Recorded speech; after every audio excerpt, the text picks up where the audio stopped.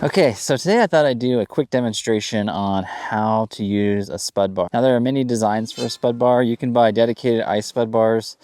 This is just a 14-pound steel spud bar I picked up at a hardware store, and this is what I use.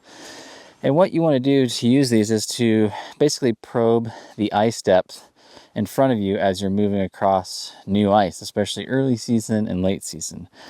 And how I do that is I know from practice, and you'll have to figure it out for your spud bar as well, is it takes approximately 4 hits to go through the ice. And I try and use consistent force each time so that I know how deep the ice is. And I hit 4 times and I didn't go through, there's no water coming up that hole, so I know I've got 4 inches I can perceive. Now how frequently you should stop and check the ice thickness will depend on a lot of factors. One is that lake known for a lot of springs? Are you finding just 4 inches of ice? Or are you finding, 5 or 6 inches of ice? So for me, depending on the lake, I'm generally going to be checking, especially early season, late season, every 10 foot when the ice is borderline, and maybe every 20 or 50 feet when it's very thick. But you don't want to get lackadaisical, because you can find a relatively thick area of ice and then all of a sudden move out into a shallow area of ice. And I'm going to show you an example today. Okay, so for example here, we'll go down to the ice itself. 1, 2, 3, 4, still not through, right? Just a big divot, 4-inch hole, no water coming up through. Now I'm just going to walk a short distance over here, scrape out some ice.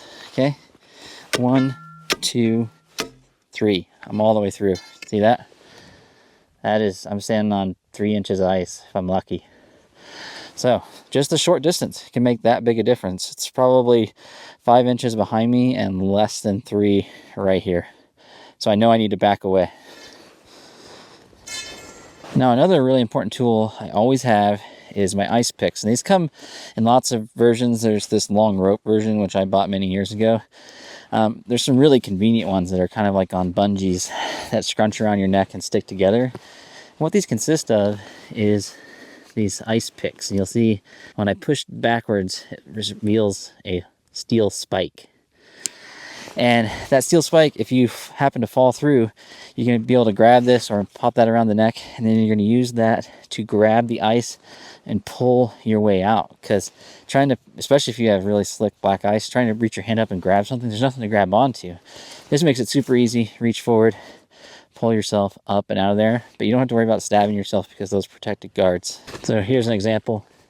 So you can see when I push down, it's just that spike is driven into the ice.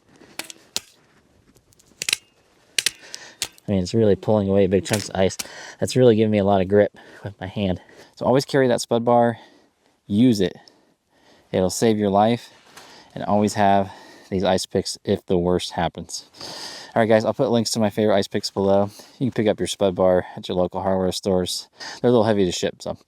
All right, I'll see you next time out on the ice. Just remember, fish smarter, not harder. Bye, guys.